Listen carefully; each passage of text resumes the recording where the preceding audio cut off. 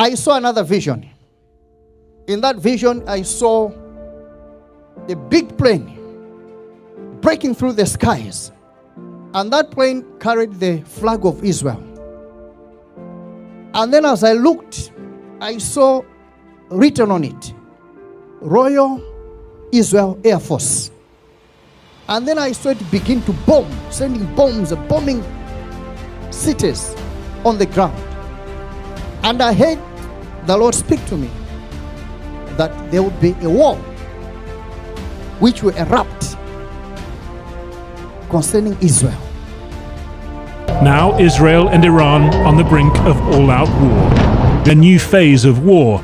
A war Israel's Prime Minister declared last year, October the 7th, 2023, after Hamas launched a brutal attack, killing more than 1,200 people, injuring thousands more, and capturing over 250 hostages. Israel's response came just hours later, it too unprecedented. A relentless campaign from the air and on the ground, intensifying conflict between Israel and Hezbollah. It began the day after the Hamas attack, with Hezbollah firing rockets across the border, they said, in solidarity with Palestinians in Gaza. Israel struck back, hitting southern Lebanon in what became a near-daily back-and-forth exchange. In April, Hezbollah's sponsor, Iran, launched a mass missile and drone attack on Israel after an Israeli strike in Syria.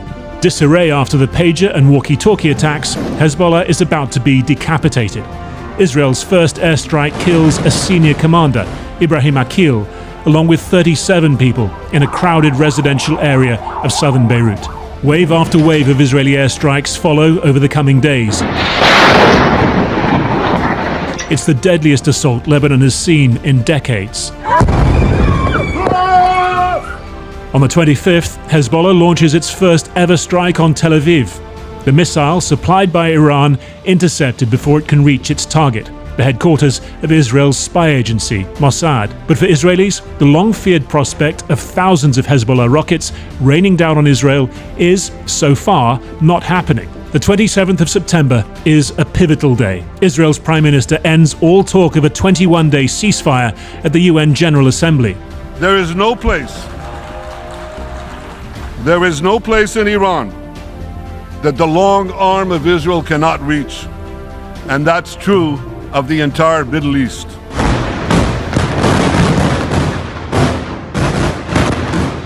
Within minutes of his speech, the biggest strike yet in southern Beirut. Israel continues to pummel Lebanon. Tonight, Israel has once again expanded its military operations here in the Middle East by bombing targets in Yemen. Israel's military reach and power is long and strong. This is not Lebanon or Gaza, but almost 2,000 kilometers away in Yemen. The target, one of the country's biggest ports and 2 power stations, controlled by Iranian-backed Houthis. The operation directed by Israel's defense minister. We have no interest in expanding the war. We have no interest in looking for additional fronts. But if somebody attacks Israel, as the Houthis have recently done with missiles, and throughout the war with cruise missiles and drones, anyone who carries out such an attack, we will settle the account with them, and we know how to do it. Israel is not holding back. Its Air Force releasing footage as they set off for the raid. And earlier today, it says it shot down another drone launched from Yemen. Israel's penetration of the Hezbollah command structure goes deeper still. Just have a look at this pyramid here.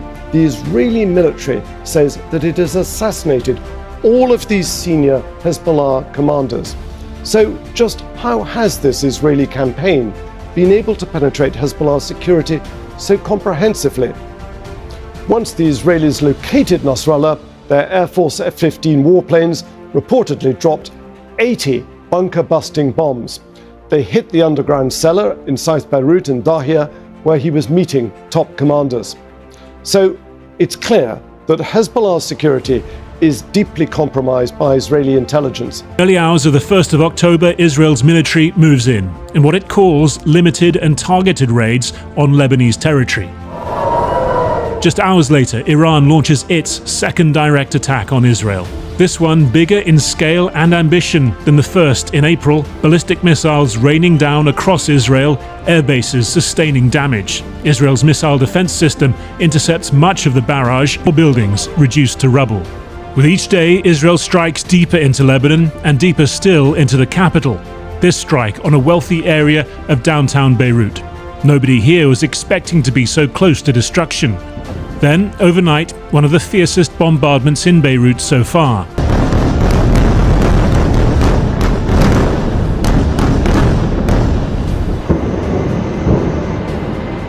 In the weekend leading up to the anniversary of Hamas's October the 7th attack, the strikes on Beirut grow more intense still.